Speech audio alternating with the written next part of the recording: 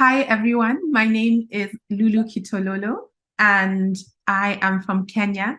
And I've had the honor to participate in this conference since 2019 when we were in Lilongwe in person, and I was drawing on large pieces of paper. And when COVID happened, when the pandemic started and events went virtual, I had to embrace going digital, which is what I've done this week, where I've been drawing on my iPad. And there's so many benefits to it. I'm really glad that I was, in a sense, forced to really embrace this. One of them is easy editing, whereas on paper, once it's down, it's down. And it's interesting also over the past even months, the developments in that technology. So this week we've been talking about AI, and one thing I noticed in the past few weeks with the tool that I use is that I'm going to call it predicted drawing. So it's similar to predictive text, where I'll be drawing and it will suddenly turn my line into a curve or a shape, which is not what I intended, but it's sort of anticipating what I need. So all of those of you who say, oh, I can't even draw a straight line, you don't even need to know how to be able to do that anymore, because the technology will do it for you. So in terms of what I've been doing this week, I have been recording the conversation. So for those of you, I see a lot of familiar names, but for those who are unfamiliar with graphic recording, it's essentially capturing the highlights of conversations and presenting them in visual form, so drawings and with the aid of text. So I'll just really quickly go through the work so far and just point out some of the things that stood out for me. And just a note that I will then work on these some more to just bring in more color, which will just help the intake of information be clearer, more engaging. So these are works in progress. So we started on Tuesday in Namibia, this session on empowering African AI, looking at how do we even define AI, and starting to look at the challenges and opportunities, which of course that thread has run through all week. Then the next session was looking at AI in action. I'm looking at contemporary practices in Namibian newsrooms specifically. And I like this quote about the future belongs to those who prepare for it. So we looked at some of the ways that AI is being used, and our responsibility, and then the whole question of will it replace jobs, and then underlining that ultimately the need to be multi-skilled continues. And I remember in previous conferences that just being a really important takeaway each time.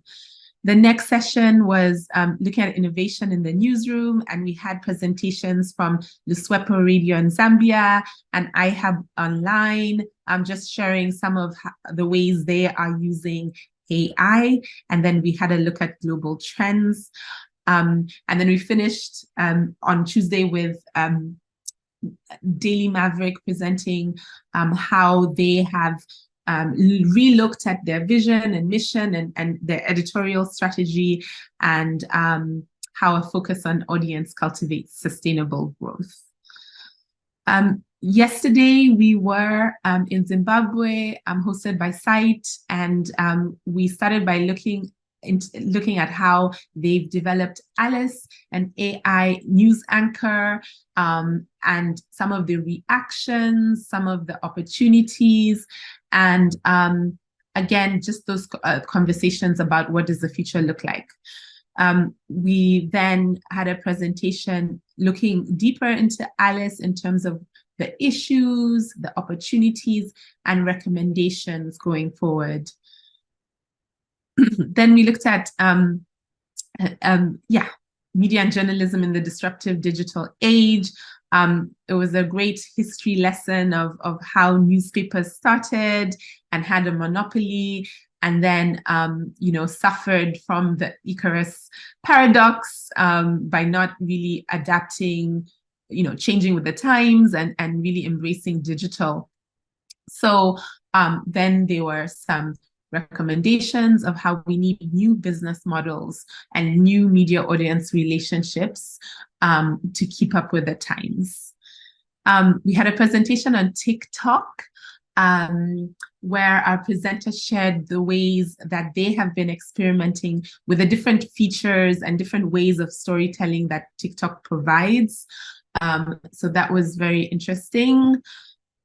And then we finished with looking at cybersecurity laws in Zimbabwe, and this thing around how the laws, are presented as for our own good, and yet have also been used to undermine media freedom. So that caution of a caution for everybody, and also for journalists, the duty of care. How do you balance media freedom and people's privacy?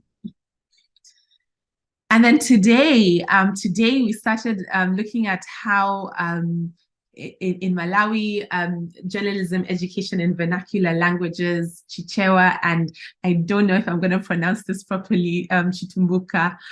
And yeah, just looking at the context, how that came about, the results, the increased participation and self-expression, and really journalism feeling like it's something that's ours. And then there were some great suggestions on how to kind of build on the results of this. Next, we looked at AI in the newsroom. There's a big conversation around tech adoption and how in Malawi, media houses have been really slow to embrace that. Print is still held as key, and so investment into new technologies hasn't been there. And I really like the suggestion around ensuring that everybody in the organization is digital savvy, from the person who's bringing the tea throughout the hierarchies of the organization, and the idea that until there's full internal buy-in, we can't expect external stakeholders to embrace digital. And then again, yeah, something that stood out for me was just, I think Selina's insistence that things like emotional intelligence and cultural sensitivity are things that AI will never be able to do the way humans do. And so, that knowledge is a real affirmation of how the human will always be central in good journalism. Then the last couple of sessions, we had Audrey presenting on human-centered design. So I just broke down the steps so you'll all be able to reference this as you experiment with human-centered design. And then last but not least, our conversation on continuing journalism education for viable media. So looking at this challenge that students are unprepared for the realities of the newsroom, and the encouragement to simulate the newsroom in the classroom, and for students to start developing the interest and those good practices from the classroom that they can then carry forward into their professional careers. So with that, I will stop sharing. And yes, thank you all for having me. I look forward to sharing the final visuals with you all. And I've really enjoyed all the conversations as usual. Thanks. Thank you very much, Lulu. It's always a pleasure seeing how all the ideas brought forward in the conference are taking shape and getting some color. And it's always a great deposit also for us to go back to this graphics and refresh our memories. So thank you very much. I hope that Lilongwe is set again and we have you back, or better to say, they have us back